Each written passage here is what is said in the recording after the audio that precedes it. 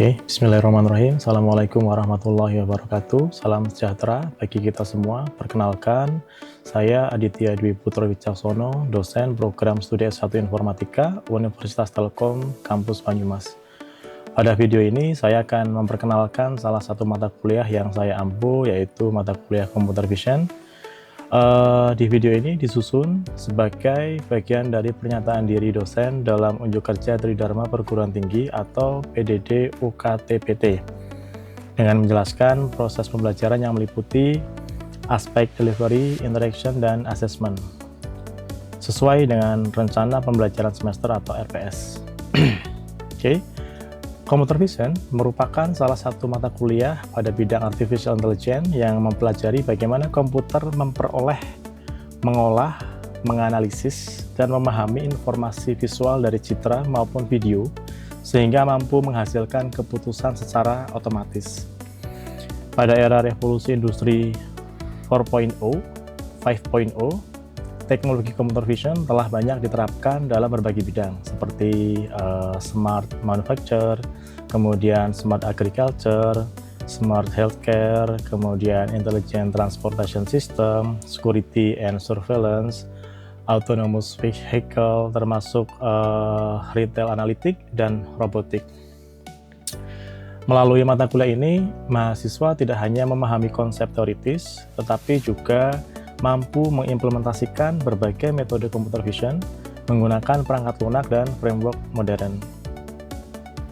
Setelah mengikuti mata kuliah ini, mahasiswa diharapkan mampu yang pertama menjelaskan konsep dasar computer vision beserta ruang lingkup penerapannya. Yang kedua, menganalisis berbagai teknik pengelolaan citra digital sebagai dasar penyelesaian permasalahan visual dan mengimplementasikan algoritma computer vision menggunakan bahasa pemrograman seperti Python dan pustaka pendukung seperti OpenCV. Kemudian mengembangkan solusi berbasis artificial intelligence menggunakan teknologi computer vision untuk menyelesaikan permasalahan di dunia nyata. Dan mengevaluasi performansi model, khususnya performansi model computer vision ya, menggunakan metrik evaluasi yang sesuai. Dan menunjukkan kemampuan bekerja sama, berpikir kritis, komunikasi ilmiah, dan pembelajaran mandiri selama proses perkuliahan. Nah, mata kuliah ini mendukung beberapa capaian pembelajaran lulusan pada program studi, khususnya pada aspek penguasaan konsep artificial intelligence, kemudian kemampuan mengembangkan solusi berbasis teknologi terkini, kemampuan menyelesaikan permasalahan komputasi secara sistematis, termasuk kemampuan bekerja sama dalam tim dan kemampuan komunikasi ilmiah. Pada materi perkuliahan ini juga disusun secara bertahap melalui dari konsep dasar hingga implementasi sistem computer vision. Materinya meliputi pengantar computer vision, digital image fundamental, image representation, color space, image enhancement, filtering, edge detection, image segmentation, feature extraction, object recognition, kemudian deep learning for computer vision, kemudian CNN, object detection menggunakan YOLO, SSD, image classification, transfer learning, model evaluation, kemudian computer vision application, termasuk mini project ya. Nah, seluruh materi mengikuti perkembangan teknologi terkini, sehingga mahasiswa juga memperoleh pengalaman belajar yang relevan ya, dengan kebutuhan industri dan pemerintah terutama. Nah, pembelajaran menggunakan pendekatan SCL atau Student Centered Learning dengan model pembelajaran berbasis Outcome Based Education. Beberapa strategi yang saya implementasikan, salah satunya ceramah interaktif di ruang kelas, kemudian diskusi kelas ya, studi kasus, demonstrasi model dan project, live coding, termasuk project based learning, problem based learning, termasuk collaborative learning ya. Dan pada setiap pertemuan mahasiswa juga diberikan studi kasus ya, atau permasalahan nyata yang harus dianalisis menggunakan konsep fisik komputer. Selain itu, mahasiswa juga melakukan live code ya, menggunakan Python, termasuk Google Colab, library-nya pakai banyak ya, pakai Pandas, OpenCV, Matplotlib dan sebagainya, termasuk framework deep learning, sehingga tidak hanya memahami teori atau konsep saja, tetapi juga memiliki keterampilan implementasi. Kemudian di media pembelajaran yang saya gunakan ada beberapa seperti Learning Management System atau LMS ya, kemudian Google Classroom yang basisnya itu dari Moodle, kemudian Google Colab, Jupyter Notebook, Python, OpenCV, kemudian ada Ultralytic ya yang sering saya pakai di kelas untuk model YOLO-nya, termasuk dataset, baik itu dataset primer atau mungkin sekunder, termasuk video pembelajaran dan slide presentasi. Nah, seluruh materi itu juga dapat diakses oleh mahasiswa melalui LMS, sehingga proses pembelajaran itu juga berlangsung secara fleksibel ya. Interaksi antara dosen dan mahasiswa itu merupakan bagian hal yang sangat penting dalam pembelajaran selama proses perkuliahan saya ya. Contohnya beberapa bentuk interaksi yang saya lakukan. Yang pertama, diskusi di kelas pada setiap akhir penyampaian materi ya, itu hal yang sangat menarik ya bagi siswa-siswa saya, karena itu yang ditunggu sebenarnya. Kemudian yang kedua, sesi tanya jawab secara langsung. Yang ketiga, pemberian studi kasus yang diselesaikan secara berkelompok project. Yang keempat, presentasi hasil project. Yang kelima, konsultasi proyek baik secara luring atau daring ya, sifatnya monitoring dan evaluasi. Yang keenam, forum diskusi melalui Learning Management System. Dan mahasiswa juga didorong untuk aktif ya, aktif dalam artian menyampaikan pendapat, memberikan umpan balik terhadap hasil pekerjaan teman, termasuk serta melakukan refleksi terhadap proses pembelajaran yang telah dilakukan. Nah, dengan demikian proses pembelajaran menjadi lebih interaktif, lebih aktif ya, kolaboratif, dan berpusat pada mahasiswa, seperti itu. Nah, pada mata kuliah ini mahasiswa mengerjakan beberapa proyek atau tugas ya, seperti implementasi image processing, image filtering, terus objek deteksi, image klasifikasi, training model, implementasi model seperti YOLO dan lain sebagainya, termasuk evaluasi model. Dan di akhir semester, mahasiswa mengembangkan mini project sesuai bidang minat masing-masing, seperti deteksi penyakit pada tanaman, hewan, face mask detection, vehicle detection, human detection, atau deteksi api, waste classification, kemudian kematangan buah, deteksi kematangan buah. Ya. Melalui proyek tersebut, mahasiswa belajar mengintegrasikan teori dan kebutuhan di dunia nyata. Nah, pada penilaian pada mata kuliah Computer Vision dilakukan secara berkelanjutan sesuai prinsip outcome based education. Komponen-komponen penilaian terdiri atas kehadiran, partisipasi maksudnya, definisi kehadiran itu, kemudian ada tugas individu, tugas kelompok, kemudian ada live code, kuis, presentasi, termasuk asesmen di minggu UTS dan UAS, dan proyek akhir. Nah, penilaian dilakukan menggunakan rubrik yang telah ditetapkan dalam RPS atau rencana pembelajaran semester, sehingga proses evaluasi berlangsung secara objektif, transparan, dan terukur. Selain penilaian hasil belajar, mahasiswa juga memperoleh umpan balik pada setiap tugas sehingga dapat melakukan perbaikan secara berkelanjutan. Nah, sebagai dosen, saya juga mengintegrasikan hasil penelitian saya ke dalam proses pembelajaran dan contoh beberapa topik yang digunakan itu ada deep learning, ada computer vision, ada XAI, ada object detection, object classification, dan lain-lainnya. Dan dengan demikian, mahasiswa juga memperoleh wawasan mengenai perkembangan penelitian terbaru sekaligus memahami implementasi teknologi di dunia industri dan masyarakat. Sebagai penutup, pada mata kuliah Computer Vision ini dirancang tidak hanya untuk membekali mahasiswa dengan pemahaman teoritis, tetapi juga kemampuan praktis dalam mengembangkan solusi berbasis kecerdasan buatan untuk menyelesaikan berbagai permasalahan nyata, ya, baik itu di lingkungan pekerjaan atau studi ya. Kemudian melalui pendekatan outcome based education, pembelajaran interaktif, praktik juga langsung, serta evaluasi yang terstruktur, dan diharapkan mahasiswa mampu mencapai capaian pembelajaran yang telah ditetapkan serta siap menghadapi tantangan di dunia kerja maupun di penelitian. Selamat pagi rekan-rekan semua. Perkenalkan, nama saya Ditya Dwi Putro Wicaksono. Saya Sarjana Informatika, Kombes di Prodi Sarjana Informatika Universitas Telkom Kampus Banyumas.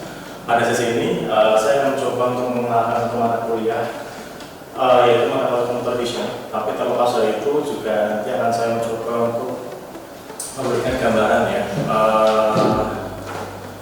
materi lain yang ada pada circle di computer vision. Salah satunya artificial intelligence dan big data. Oke, mungkin saya sedikit agak maju nanti sebelum saya mulai di computer vision itu sendiri berkaitan dengan ini industrial development. Mungkin rekan-rekan semua tahu ya kalau dulu Indonesia itu pernah ada di fase penjajahan Belanda, kemudian masuk ke Jepang, setelah itu kita merdeka, dan sekarang ya pada tahun 1760 sampai 1840 di UK ya, di Inggris, Britania Raya, teknologi saat itu yaitu teknologi steam industri era 1.0 ya, atau industri uap. Nah, kemudian di tahun 1860 sampai 1920 itu di Eropa termasuk di US ya, teknologi saat itu mendominasi electric power atau listrik. Kemudian di tahun 1940 sampai 2010 di US yang menjadi pionir ya, itu mulai ada perkembangan teknologi industrial informasi era 3.0 ya, di era komputer dan komunikasi. Dan sekarang ya, kita sudah tidak asing lagi berkaitan dengan IoT, Big Data, AI, termasuk computer vision. Nah, terlepas dari tadi yang saya sampaikan pada kuliah computer vision, nah tujuan saya agar teman-teman bisa yang pertama mengetahui, yang kedua menjadi minatnya dan tertarik untuk ternyata penting, dan ke depan pun juga saya perlu tahu, mempelajari dan memahami. Kondisinya ini jumlah data ya, artinya itu data yang beredar atau ada di dunia. Ini diambil di Januari tahun 2021. Pasti kalau kita compare dengan data 2026 akan jauh lebih besar ya. Kalau melihat dari jumlahnya ya, total populasi dunia, kemudian yang mempunyai nomor telepon atau mungkin menggunakan smartphone, yang menggunakan internet, yang menggunakan sosial media. Ini skala dunia ya. Secara jumlah itu bisa dikatakan cukup banyak ya, di atas 50% dari semua penduduk yang ada di muka bumi ini ya, di dunia. Nah, ini perkembangan pada penggunaan datanya ya, baik itu total populasinya, kemudian pengguna smartphone-nya, kemudian pengguna internetnya, dan sosial media. Nah, ini di Indonesia. Kenapa di sini saya capture data Indonesia? Karena ini sangat menarik ya. Jumlah populasinya ada 274,9 juta. Kemudian yang punya mobile atau smartphone atau SIM card ya, itu 345,3 juta. Pengguna internetnya 202,6 juta. Pengguna sosial medianya 170,6 juta. Artinya apa? Secara garis besar data itu ke depan pasti akan naik. Nah, kalau data naik artinya apa? Berarti data itu akan berharga. Sama halnya dengan nanti penggunaan data untuk computer vision. Ya. Nah, tadi awalan saya terkait masalah data ya. Nah, saya kembali ke pengenalan satu mata kuliah yang akan saya sampaikan, yaitu computer vision. Ada 3 poin yang akan saya kenalkan di sesi kelas pada hari ini. Yang pertama itu klasifikasi, ya. Yang kedua itu objek deteksi. Yang ketiga itu segmentasi. Ya, walaupun di mata computer vision ini beririsan atau berkorelasi dengan mata kuliah pilihan lain seperti mata kuliah pengelolaan citra digital, pembelajaran mesin, dan yang lain. Nah, pada hari ini saya akan mencoba untuk menjelaskan computer vision itu area itu di mana. dan skopnya apa saja, ya. Nah, yang pertama klasifikasi.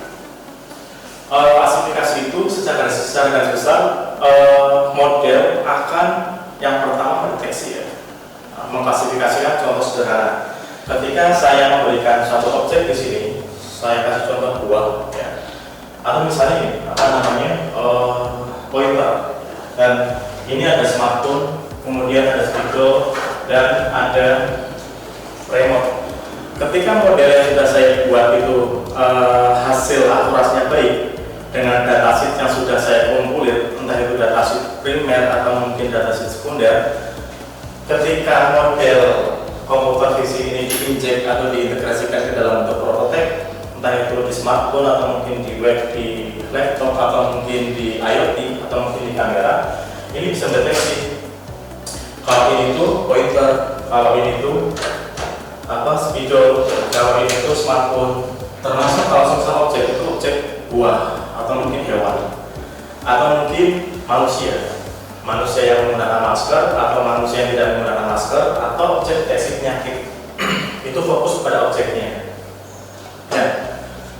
Kemudian kalau untuk deteksi itu juga sama, mengklasifikasikan juga mendeteksi di mana lokasinya. Contoh sederhana, ketika saya nggak bisa mencoret-coret TV ini, ya. Ketika di sini ada suatu media atau objek, kemudian saya taruh gambar di sini atau mungkin bintang di sini, kemudian saya bonding probe di sini, model deteksi yang saya buat, misal saya menggunakan YOLO atau mungkin menggunakan SSD, itu bisa mendeteksi objeknya itu burung dan ada di sini.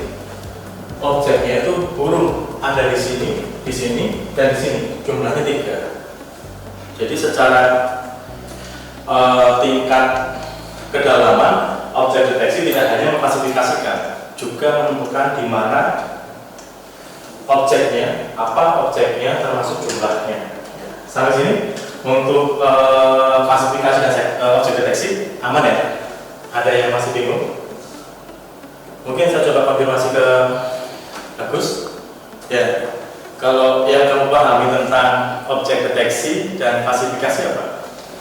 Kalau dari klasifikasi itu lebih ke objeknya, terus klasifikasi objek itu apa? Oke. Kalau untuk deteksi itu dia klasifikasi juga untuk objeknya, tapi juga ada menunjukkan di mana lokasi dari objek tersebut. Oke, nice. Artinya bisa diterima dengan baik, ya. Apa itu objek deteksi? Apa itu klasifikasi? Nah, untuk segmentasi itu artinya segmen itu kan kalau bahasa ekonominya segmentasi pasar, membagi pasar-pasar, ya. Sama dengan objek, segmentasi objek berarti membagi satu objek menjadi beberapa objek, ya. Nah, untuk membedakan tiga tugas komputer visi ini, teman-teman bisa melihat dari luarannya, ya, termasuk instrumennya, termasuk dari hasil evaluasinya, ya. Oke. Nah, bagaimana mesin melihat? Mesin yang melihat itu dalam artian kamera, smartphone, laptop, IoT. Gambar yang diterima oleh mesin itu nantinya akan dikonfirmasi dan diekstraksi menjadi angka, ya, angka biner, ya, yang terdiri grayscale, ya, 10 kali 10 pixel, ada 100, ya, 100 itu matrixnya 0 sampai 255, dan warna pixelnya itu ada 224 sampai kali 224, ya. Nah, ada akuisisi termasuk preprocessing atau praproses, kemudian ada ekstraksi fitur. Contoh ekstraksi fitur itu seperti kenapa pisang itu bisa terklasifikasi menjadi buah pisang? Bisa dari warnanya, bisa dari bentuknya, bisa dari ukurannya, bisa dari kepipihan, kerampingan, dan sebagainya. Oke, kemudian ada ekstraksi fitur, ada text head, ya. Kemudian juga ada luaran dan evaluasi. Oke, langsung saya masukkan ke bagian evaluasi, ya, biar teman-teman bisa memahami. Ini yang menjadi berbeda antara klasifikasi, ya, objek deteksi, dan segmentasi. Untuk yang klasifikasi, ya, itu hanya mengklasifikasikan objeknya, artinya fokus pada objeknya. Ini apakah mobil, kendaraan roda 2, truk, beca dan sebagainya. Tetapi kalau objek deteksi, di mana lokasinya dan itu apa? Contohnya mobil, contohnya manusia, atau mungkin pohon dan lain sebagainya. Nah, kalau untuk segmentasi itu memisah ya. Model mengklasifikasikan setiap pixel sehingga batas objek terbentuk presisi mengikuti bentuk aslinya. Ya, oke. Terakhir, saya langsung lompat ke bagian evaluasi. Nah, untuk klasifikasi objek deteksi segmentasi seperti yang bisa sampaikan, apa yang menjadi beda yaitu luarannya. Untuk klasifikasi itu bisa dilihat akurasinya, presisinya, kemudian recall, advanced, functionality-nya. Untuk yang objek deteksi bisa melihat dari MAP ya, MAP 50 sampai MAP 95 termasuk basis IOU ini. Ya. Untuk yang segmentasi sama, untuk IOU dan discondition termasuk akurasi. Mungkin itu untuk penjelasan mata kuliah computer vision pada sesi pada hari ini. Ada yang mau dikonfirmasi atau bertanya? Cukup? Oke, jika cukup sesi pada hari ini saya cukupkan. Terima kasih. Assalamualaikum warahmatullahi wabarakatuh.